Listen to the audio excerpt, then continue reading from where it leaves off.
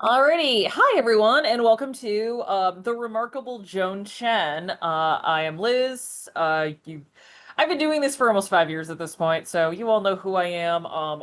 My monthly film education program where I look over a topic that interests me or I think makes for good potential thing to explore. And this month I was thinking, I was like, okay, I want to cover someone who has been a mainstay in cinema, but kind of a not someone who would immediately jump out to you as oh yeah, I know that person. And considering she's been having a very good past couple of years in Hollywood and has a really interesting story, I thought Joan Chen would be a good person to cover.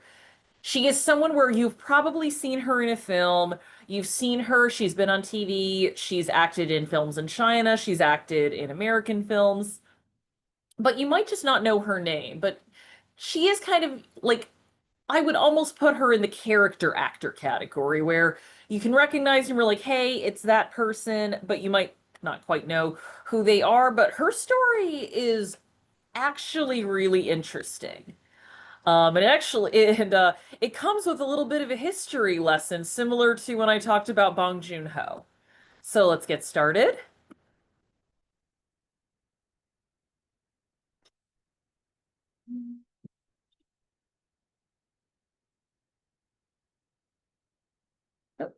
So, who is Joan Chen? As I said before, you've probably seen her. She has a very familiar face and she's acted in a lot of films, everything from Academy Award nominated and winning pictures to, some, B movies. You see On Deadly Ground, which is a Steven Seagal joint in there.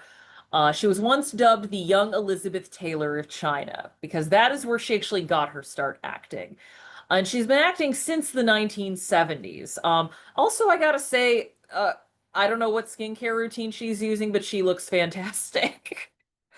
So she is probably most famously known from the Bertolucci film The Last Emperor, which won 9 Academy Awards. She was on David Lynch's cult hit show Twin Peaks. She was in Oliver Stone's Heaven and Earth. She's in this great little mid-aughts queer movie called Saving Face. She's in Ang Lee's Lust Caution. She is in this film called 1911, which I kid you not, stars in, directed by Jackie Chan. And most recently, stateside, she was in the films Didi and The Wedding Banquet, both of which I would really recommend. So, before we get into Joan Chen's life herself, I feel like I need to set the stage for where China was when she started acting. China is a country, one of the oldest civilizations on the planet, but for a majority of the time of its at least recorded history, it was a dynastic empire. So had more royal rules, emperor, but that all changed in the 1900s. If you know anything about the history of China, the 20th century was one of a lot of change and upheaval for that nation. And even beforehand, there was colonization, there was the Opium Wars, there was fights over land and land annexation. Uh, it, if anything, in 1911, the Xinhai Revolution, that was almost like kind of the, it was, that was a long time coming based on stuff that had happened in the 19th century leading up to it. But if I were to do a more in-depth history of like the past 150 years of China, we would be here a long time. So these are just some bullet points for what led up to the world Joan Chen was born into. So we have the Xinhai Revolution, Chiang Kai-shek, you've probably heard that name before, and Sun Yat-sen, who later became, who were, Chiang Kai-shek later became leader of the Nationalist Party. They were very prominent figures in that revolution, and that really brought the end of the dynastic system, which this is also very interesting because Joan Chen's big breakthrough is about the ending of that dynastic system in China. So ends with the Qing dynasty. Sun Yat-sen is inaugurated president, later resigns uh, soon after that. There's an assembly election, so you start to see that there's more of a Republic of China rather than just a an emperor ruling over the land. There's also still oh, sorry, wow. Japan and Germany, I went through three times to double check and make sure I didn't misspell anything, but well, that's my problem. So, yeah, Germany still had a presence in China, as did Japan, and we're going to get to that a little later. So, 1921, the Chinese Communist Party, the CCP, is founded. And there was already the KMT or the Kuomintang. They start to form in 23, a little bit of an alliance, kind of just to work together to try to bring the country forward.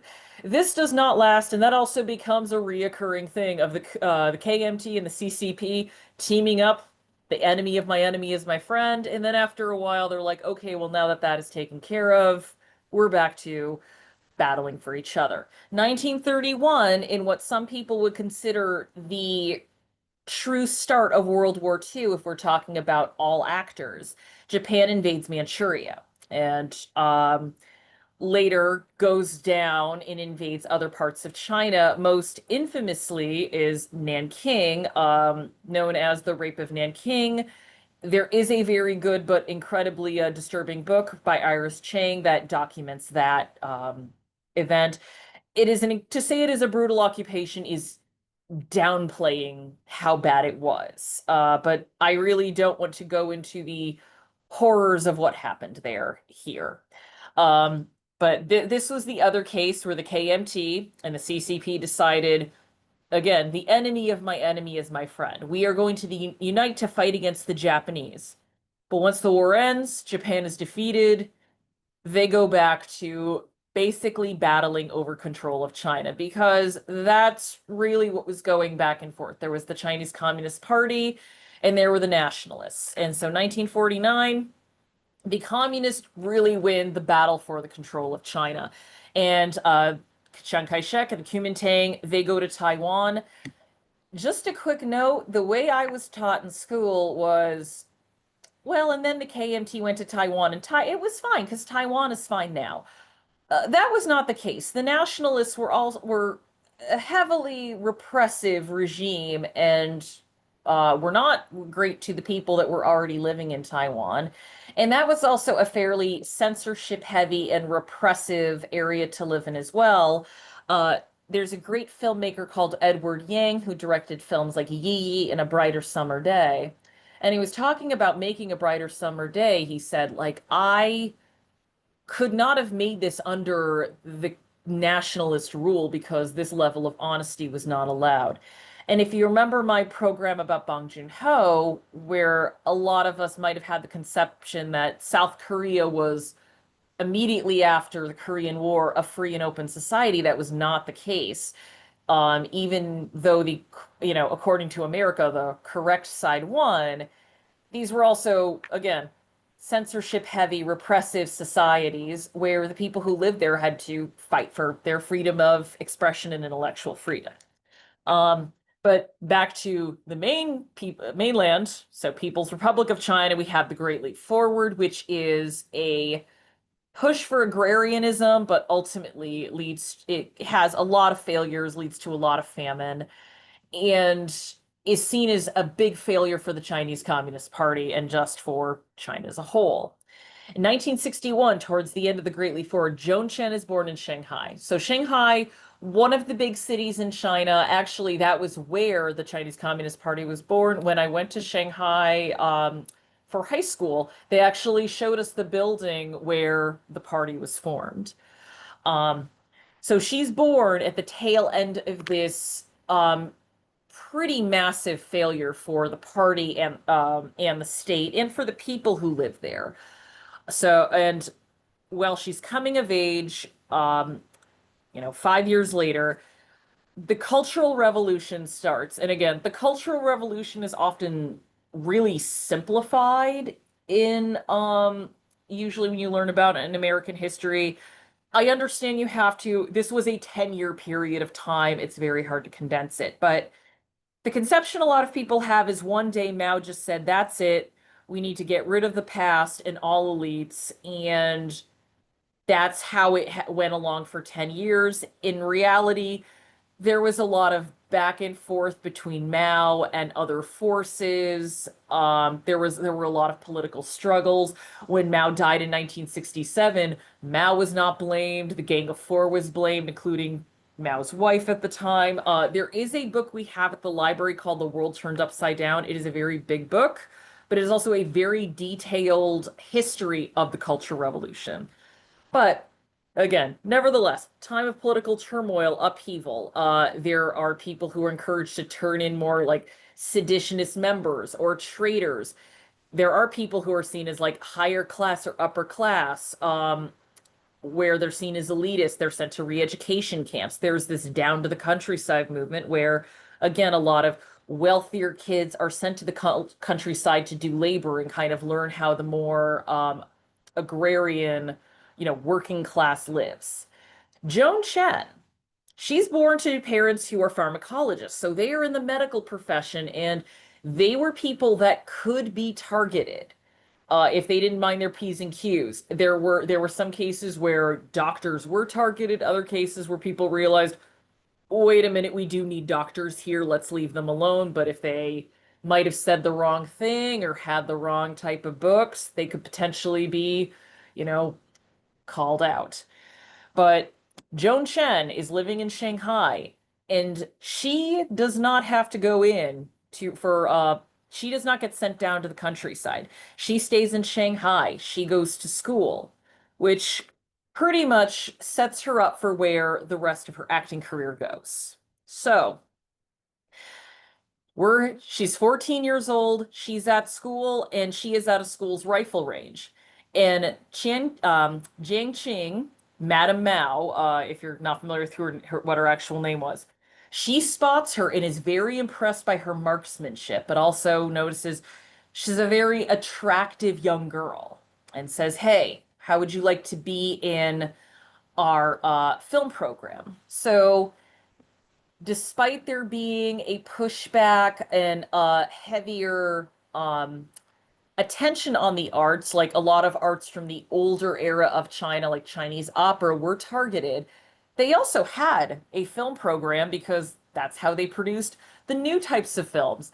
You could probably call a lot of them propaganda films. I remember like telling someone else this, like China had movies during the Cultural Revolution. I'm like, yes, yes, they did. Like, what were they going to do? They wanted to entertain people, and also that is a way to kind of get a lot of this ideology out there. So she goes into the actor studio training program, and there's a director, Jin Xie. He has her star in this film, Youth. And a lot of these films are these are hardworking kids. They're from farm workers. They want to build a better China. Again, you could definitely classify them as propagandistic films. But her breakthrough comes a few years later when she's in a film, Little Flower, which is about a young girl who finds out, oh no, my mother was a doctor. I didn't know that's who she actually was.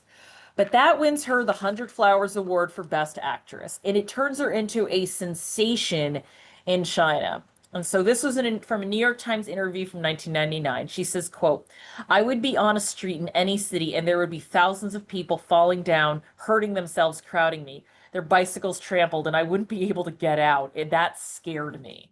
So she had a taste of celebrity when she was still, like before she was 20 years old.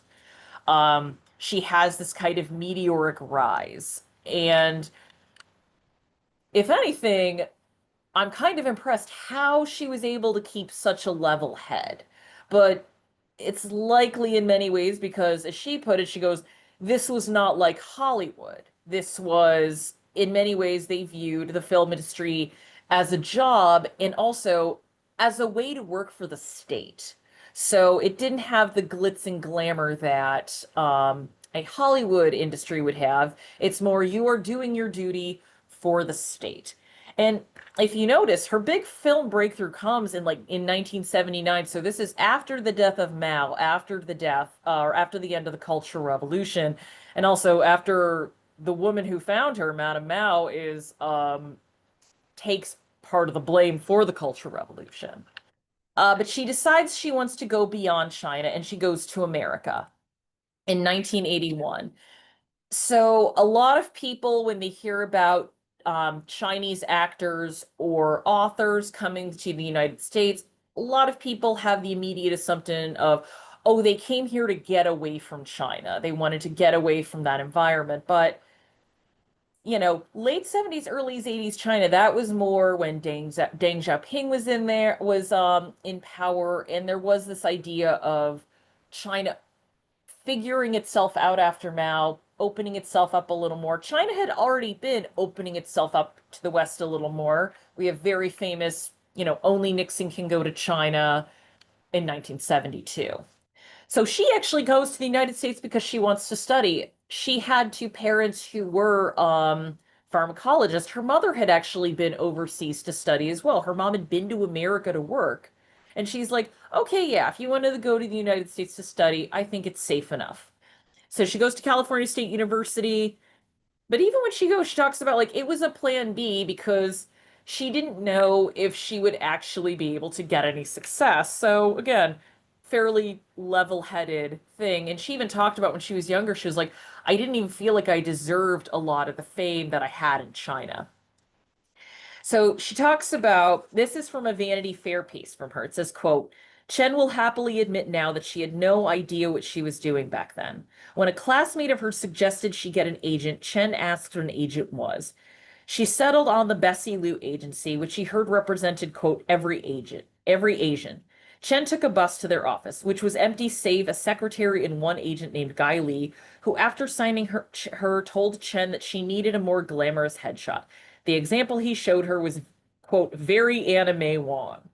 If you're not familiar with who Anime Wong is, she was one of the first big Asian stars in Hollywood, but also was in many cases relegated in Hollywood to playing very dragon lady, seductive, exotic Asian women roles because 1910s and 1920s and 1930s. He laughed when he read the Best Actress accolade on her resume, assuming she had made it up. He looked at me and he didn't think I looked Chinese, Chen says, but I didn't have an expectation of needing to be treated equally. And this will come back into play later. She also meets a little filmmaker called Ang Lee, and I'm sure we all know who he is now, Crouching Tiger, Hidden Dragon, Brokeback Mountain. But he was a young filmmaker trying to just scrape funding together to make this movie called The Wedding Banquet, which was originally made in the 1990s, but he was having a hard time getting funding because in America, it was too Asian to be seen as a safe movie to invest in. And in Taiwan, it was seen as too queer. So they had issues getting funding in the 80s, and it wasn't until the 1990s where he was able to make it, but she's not available at that point. She does get to work with Wayne Wang. If that name sounds familiar, he directed most famously The Joy Luck Club, but he got a start in the 80s directing smaller films very heavily about Asian American culture. If you his debut film is called Chan is Missing, a fantastic movie which you should watch. She starts getting a lot of bit parts on TV, and she's mainly playing very one-dimensional women in roles that are specifically for Asian women, which are concubine, prostitute, girls who speak in broken English, but she does want to act, so she keeps going. Her first really big role is in Taipan, based on a James Clavell novel. Clavell, he had written Shogun, which was a very big mini series in the 80s. And so she kind of looked at it as like, all right, this is a break. And then she's reading more of the script and she is like, oh my God, this woman is ridiculous. She was actually, they went to Hong Kong to film, and that was still owned by Britain at the time, but people who knew her in China were like, how could you do this role? You're betraying your country. It is really slim pickings for a while. And it's certainly, for her, she's not quite towards giving up mode, but she is also kind of getting tired of this. And then she finds The Last Emperor. So she Bernardo Bertolucci, very well-known director. Interesting now, Todd, do you think if a movie like this would be made that Bertolucci would be directing it, or do you think there would be more of an attempt to find a Asian American director to make it?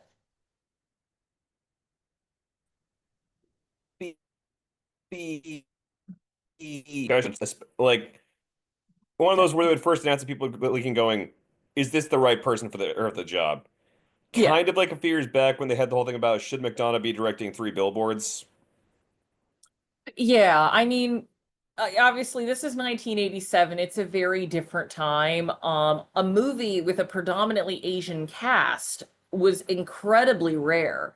I mean, this is a few years before The Joy Luck Club, directed by Wayne Wang, comes out. And I mean, The Joy Luck Club itself is an incredibly groundbreaking film because not only is it a predominantly Asian cast, directed by an Asian director.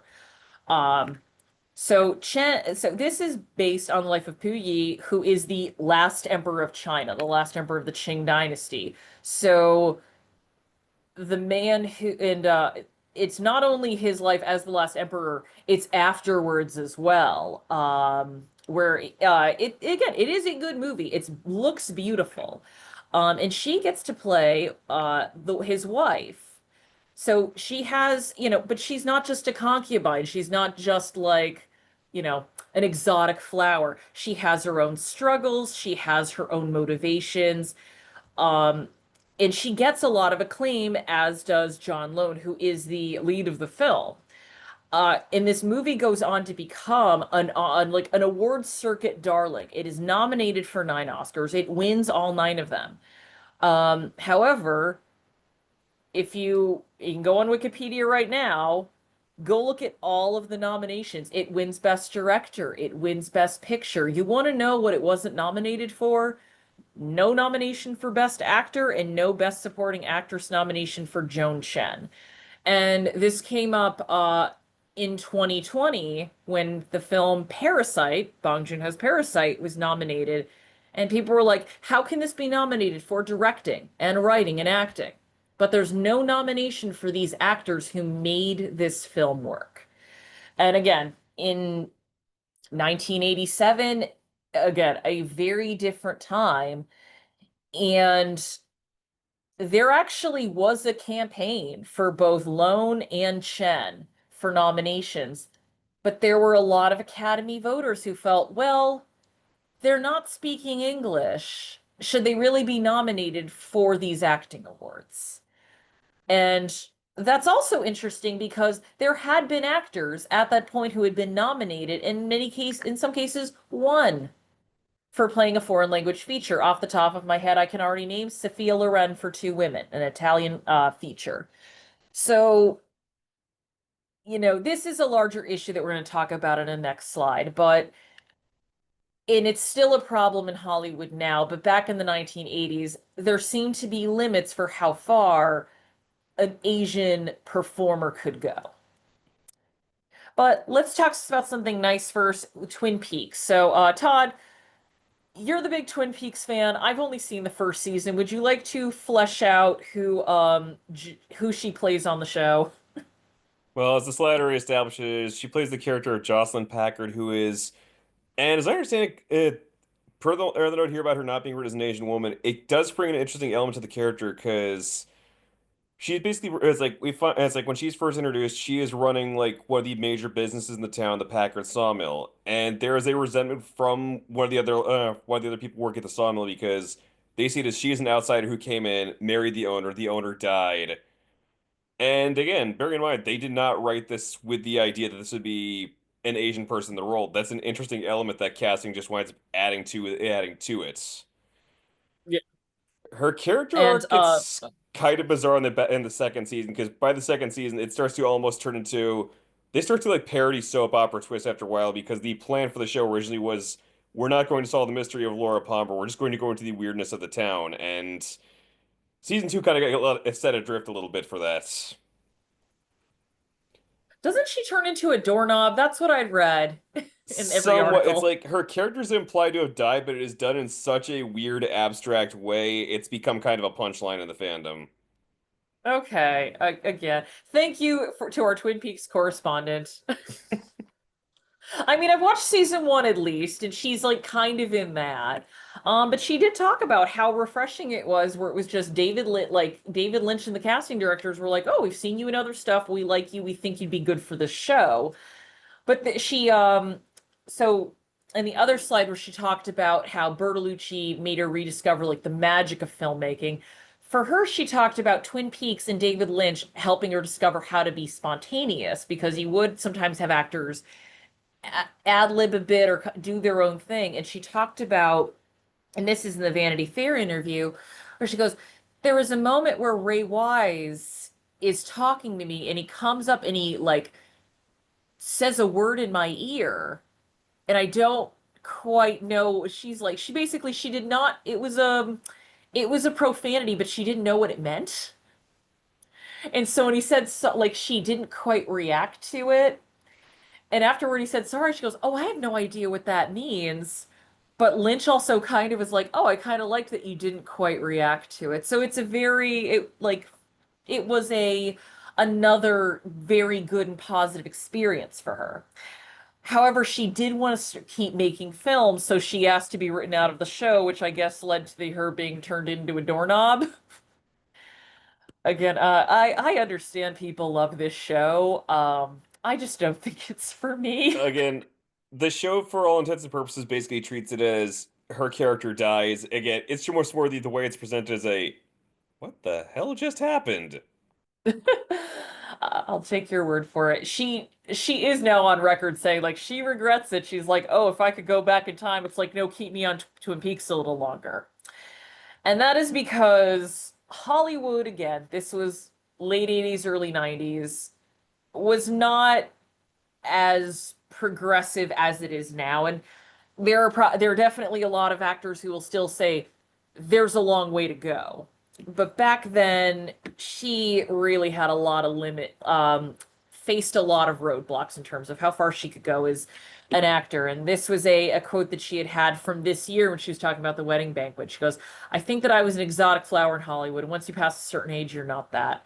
So Chen had a lot of issues to deal with. So there is racism. And back then, there was the idea of if you're not a white lead, how can you really lead a movie? People aren't going to want to see an Asian person lead a film, which is insane because they're Asian Americans. I mean, it's similar when, I mean, Black Panther came out and everyone was so shocked that it made a lot of money. And it's like, well, there are black people who probably want to see themselves on screen. I mean, and then there's also sexism, where again, the idea of okay, women leading a film is still, I mean, to this day, still pretty rare. Going back to Hollywood being surprised when the comedy Bridesmaids came out and made a lot of money. And it's like, well, yes, women are 50% of the population and we like to laugh. We might want to see these things. And then there's ageism as well, and that I'm not saying it does not affect men in Hollywood. It absolutely can. But if we're talking about who ageism affects, more often than not, it's women. And there's definitely the thing with like young ingenue actresses who come up in their 20s and become the new it girl. And then once they hit their 30s, they're not shiny and new anymore and they're relegated to mother roles. I mean, that happened with Jennifer Lawrence talked about that, where she talked about wanting to go away for a while, but then she was also like, yeah, and then I realized I was getting offered mom roles, and I'm like, why? I'm in my early 30s. How am I getting offered the role of a mother? Which is why I say super props to Emma Stone. She came out kind of as an ingenue, wins her Oscar, and then just starts working with Yorgos Lanthimos and gets progressively weirder with each movie. I mean, she's carving out a good path for herself. But back then, it was a little harder for a lot of actresses to do that. So if you look at it from Joan Chen's perspective, she's like, she's got three things working against her in the Hollywood system. And so she was usually doing these roles that were like, dainty Asian flower or speaking in broken English or acting in a lot of these B movies. She talked about she's why she eventually went back to China, and she goes like, I was playing these horrible parts in movies like On Deadly Ground with Steven Seagal, or Judge Dredd was Still Alone, or just other small obscure dragon woman characters. And after a while she's like, I'm sick of this. I don't want to play the dragon ladies anymore. I want to play real people. And so she eventually, even in the early 90s, she starts to go like, okay, I'm going to start acting in China again. So she goes back there, she starts acting in some Australian films, but by the late 90s, she's like, I want to do something more than act. I want to tell my own stories. And that's where we get her directorial debut, Shoo Shoo, the Sent Down Girl. So earlier when I was talking about the sent down to the countryside movement that she did not have, staying in Shanghai, but a lot of people who were her peers were sent to the countryside. And in many cases, it, was not a completely positive experience. So, comes out in 1998, and it's about the Cultural Revolution. It's written with Gelling Yan. This is based on a short story called I think it's called Celestial River. But it is about a 15-year-old girl from Chengdu, and she's sent to the Tibetan countryside. And it is a fairly brutal film because you're watching this girl who is fairly hopeful. She's sent down to learn how to train horses. She thinks she might be able to work in the army. Um, and has a like she's not a stuck-up city girl. She's actually fairly open to this whole program and open to this new experience. And then she learns it's like after her time, it's like, well, then why can't I go back home? She's just told that she can't. And in her quest to get back home, she is taken advantage of by a lot of really not great men. And you can look at this film as a failure of a program. You could also look at it as a system that leaves vulnerable people very open to abuse and doesn't really care about them. Um, it's interesting how this film got a reputation as being a movie that was specifically made to inflame the Chinese Communist Party in China when Joan Chen did not set out to do that. She set out to China. She wanted to make it, and she actually showed them the script and what she wanted to do. But the reason it has that reputation is because the government got mad about it and ended up banning Joan from working in China for 3 years. But the truth of the matter is, again, as I see here, it's a little bit more mundane. So the story it had had for a while was she made this film completely without the knowledge of the government at all. Um, Sort of like that film that came out last year, The Seed of the Sacred Fig. That was a film that was filmed in secret in Iran during the women life freedom protests. But that's not the story of Juju. So she actually did go to China, did consult with the government, but did not want to make revisions. If you remember years back when I talked about Hollywood and the military, if you want to use like certain military things like uniforms or even jets or just facilities, you do have to run a script by the United States government and they have to approve it. But if they don't approve it, you can still make the movie. You just can't use any of the military stuff. It's a little bit different in China where it is well, if we don't like it and you don't make these revisions, you're not going to make the permit. And she just said, well, whatever, I'm going to make it. So, uh, this is from an interview she did with the site Screen Slate. So this is the interviewer that says, the movie in some ways feels like an indictment of the Cultural Revolution and these policies that were going on. I've read that the film was banned because of permit issues and not because of the content of the film. Can you confirm this? And this is Joan Chen's answer. I was very stubborn at the time. I wasn't confident in my filmmaking, and I couldn't take any more revisions from the higher ups in government. I decided I was only going to make the film that I had written and in the way I wanted, so that meant I had to make a quote underground film. They were very prevalent, and there were people from my generation or slightly younger who were actively involved in making them, so it wasn't a particularly unique thing to do. So what happened was she did not want to make revisions. and she didn't get the permit to make it, but she goes, I'm going to make it anyway. Um, but she did go to the government and say, this is the film I want to make. And she does not elaborate on what changes they wanted made. Um, so this did net some controversy from the Chinese government because she did not make the revisions. It did not get the proper permits.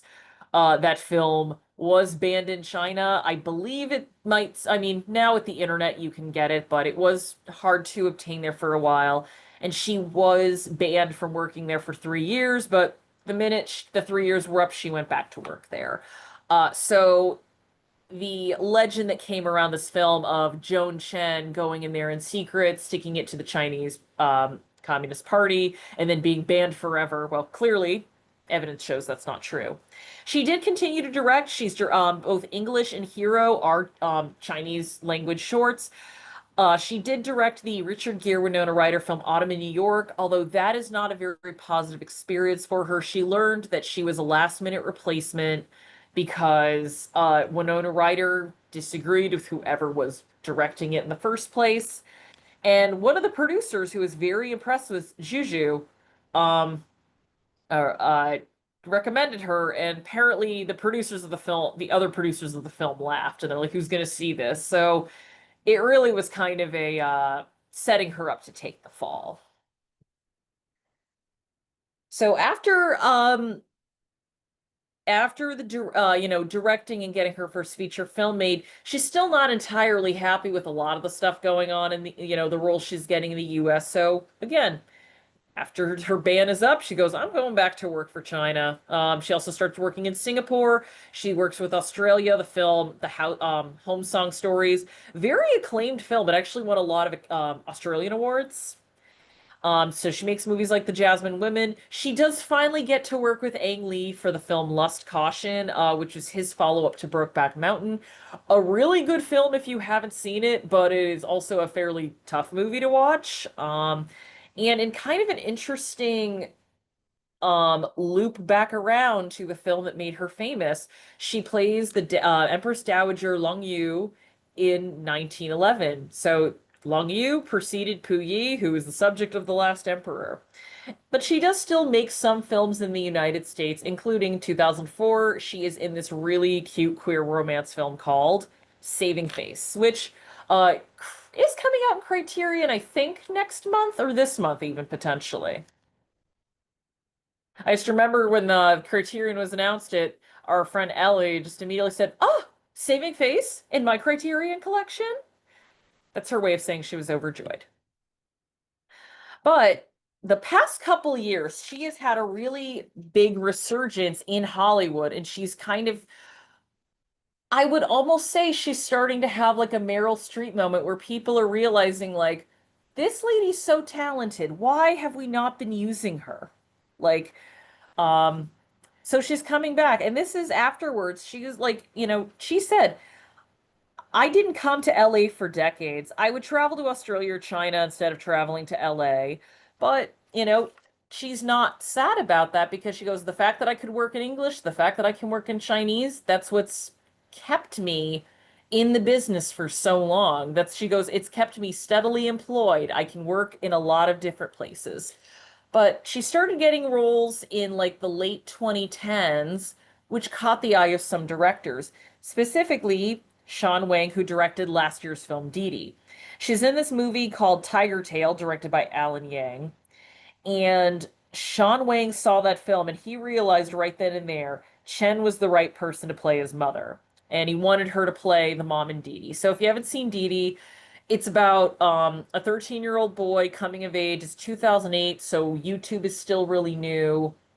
Kind of social media is still really new. It's when this stuff was all fun and not just something that could send you down a really awful rabbit hole and just take up all the time of your day.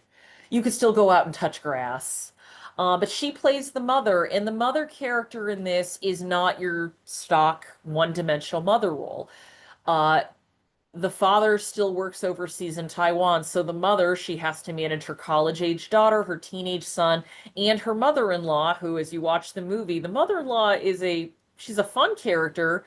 She's a very nice grandma figure for the son, But you see as the movie goes on that she's constantly insulting the mother character. It's like, oh, you can't keep a good house. No wonder my husband goes overseas to work. She's very demeaning to Joan Chen's character. And also, Joan Chen is a painter. She's an artist. She loves to paint. She keeps entering her artwork into contests. And there's one scene where um Didi, the son, has some friends come over, and just one of the boys looks at her painting and goes, oh, that painting's really cool. She goes, oh, thank you. I painted it. And you could tell for her, this is the happiest she has been in like a long time, just because someone complimented her artwork and really saw her as someone other than a mom.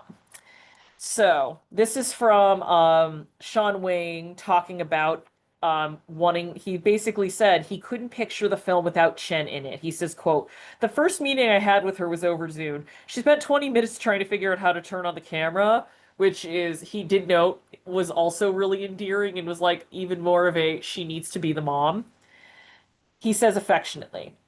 But she came prepared and she asked so many deep and thoughtful questions about the character that really, really pushed me and challenged me to think deeper about both the story and her character and how to make the most layered, enriched, and nuanced version of it. And if you do watch this film, the core of this movie is the relationship between Didi and his mom.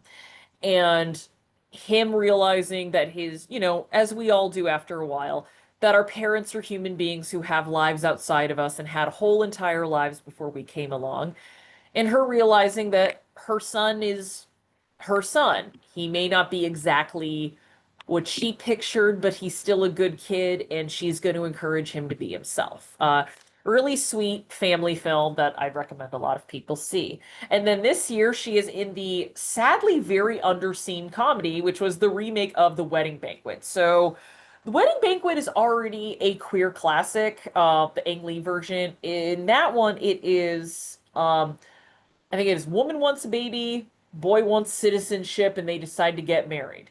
This one is kind of adding a few more things to the mix. So Bowen Yang is dating this guy from Korea. He doesn't want to go back to Korea, so he's like, well, I need to get married to stay here. But hey, it's 2025. Gay marriage is legal in the United States. That solves everything, right?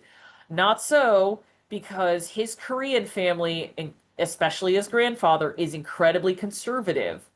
And if he comes out, he might get cut off completely. So he's like, well, I have to marry a woman.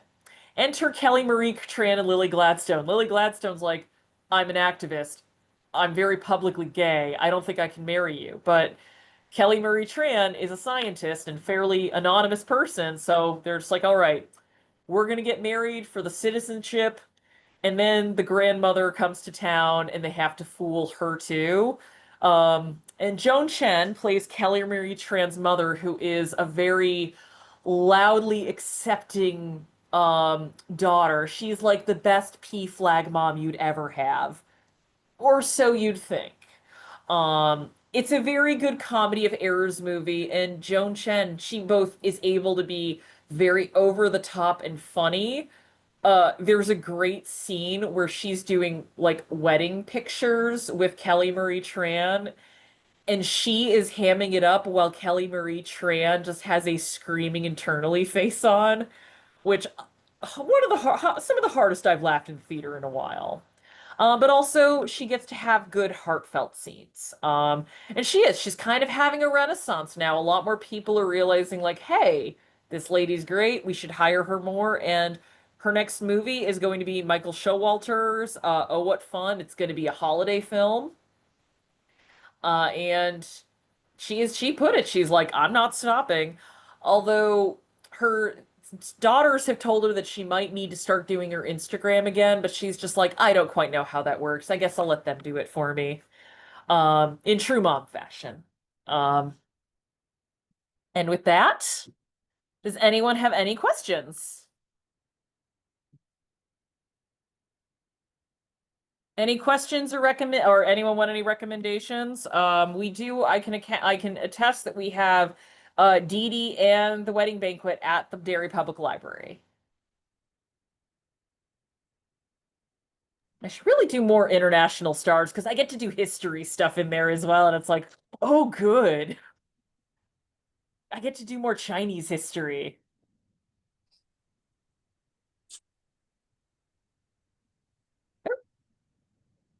I was just ask if any, is that a question or? Okay. Well, if there are no questions, I am just going to do a quick rundown of some of our next topics for the film program. So next month, it's actually going to be on the first Monday of October. We are talking about David Cronenberg, the father of modern body horror. This has been a topic I've been circling for a while, and I figure with October, now is the time. The man's directed The Fly, the man's directed Videodrome. And even when he's directing family dramas like A History of Violence, the man is a way of getting under your skin. Literally, in some cases. And then in November, we are actually going to be doing this on the third Monday because I'm going to be out of town the second week. But we are going to be talking about Nicolas Cage. We are doing Nick Cage November. I think Ellie is going to be present, and we are trying to figure out how to make this program less than 5 hours long. I think we can do it, but we'll see. There might need to be a part two. And then we are rounding out the year. Todd, would you like to describe what our final topic of the year is? So I can't remember. Have we submitted an official title for this one yet? Yes, we did. It's called The Most Dangerous Game on Film. And this is an idea which you've been batting around for a while. It's an exploration of the fictional concept of the death sport in film. So things like The Running Man, Rollerball. Most recently, the Long Walk is the current one of the big examples we're going off of. And this all got And started very by famously, The Hunger yeah, I was Games. about to say this all got started by the infamous debate years back of did the Hunger Games rip off Battle Royale? Hmm. Um, yeah, it is a so we're going to look at what these movies are trying to say, what they're exploring, what their inspirations are, because a film like Battle Royale, which is from Japan, that's addressing things that might be a little different than what, say, The Hunger Games is trying to address, or even the story that The Hunger Games is trying to tell. Not all death sport games are films are created equal. But we kind of figured we're like, wow, we've got The Long Walk finally coming out, which, by the way, is good if you're a Stephen King fan. We went on Just Friday. be warned, it's an intense experience. Hmm. Yeah. I mean, although sadly, I think um, it's kind of a bummer that movie got kind of drowned out by that Demon Slayer movie, but I hope it finds a good audience. Some really good performances by the young actors in that I film, mean, by the way. word of mouth has been David good, so it's Johnson. got that going for it. Yeah. And then we have Edgar Wright of Shaun of the Dead fame. He is going to be remaking The Running Man a little, and it looks like they're going a lot closer to the source material this time, which if you know how the source material of The Running Man ends, I'm a little like, are they still going to do that ending? We shall see. Yeah, it's like we may touch on that when the time comes.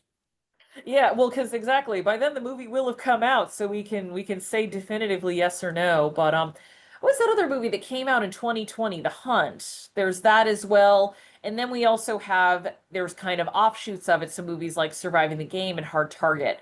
Um, it's a really interesting genre. It's a very political genre, obviously, in many ways because it's looking at society as it is. Um, and I mean, I've defended the Hunger Games books because I'm like, look, I think there's a lot of stuff for teens that this is the first time they're encountering it, and it's making it a little more easy to think about. But we're it's something